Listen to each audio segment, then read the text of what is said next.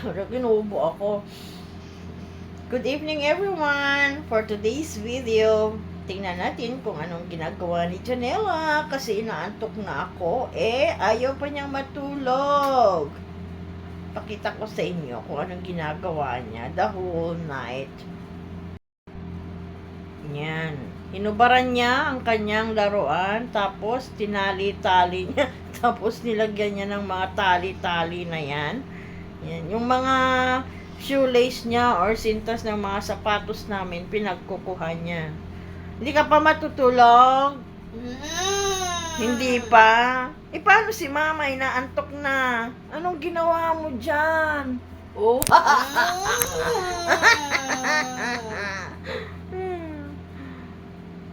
Ala, kawawa naman yung laruan mo. Tinali mo na. Sintas, oh.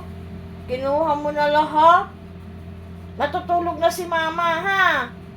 Nagkalat ang mga laruan mo, oh.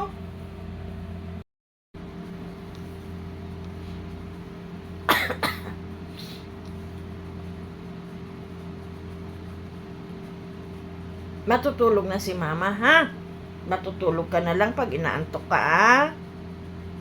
Ha?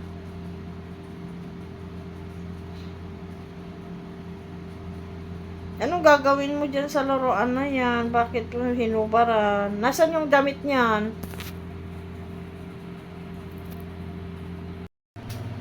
Tawa ka ng tawa. Asan yung damit niyan? Suotan mo ng damit. Ginawa mo na dyan. Tapos sinulat-sulatan mo pa yung mukha. Ang dami niya sulat. Ala, anak ko. Oh. Lagyan mo ng damit para maganda.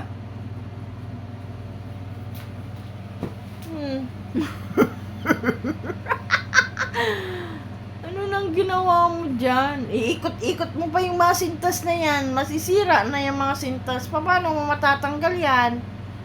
Yan o. Oh. Wala. Nay, nahulugan. Special. Mauna akong matulog na kasi maaga pa ako bukas sa palengke. So, ewan ko kung anong oras si Janela matutulog. Maglalaro pa yan. Ang tulog niya kasi ay madaling araw, and then ang kanyang gising ay tanghali na. So, good night po sa inyong lahat. Thank you for watching. Please like, comment, share, and subscribe. Mami Lani's Vlog.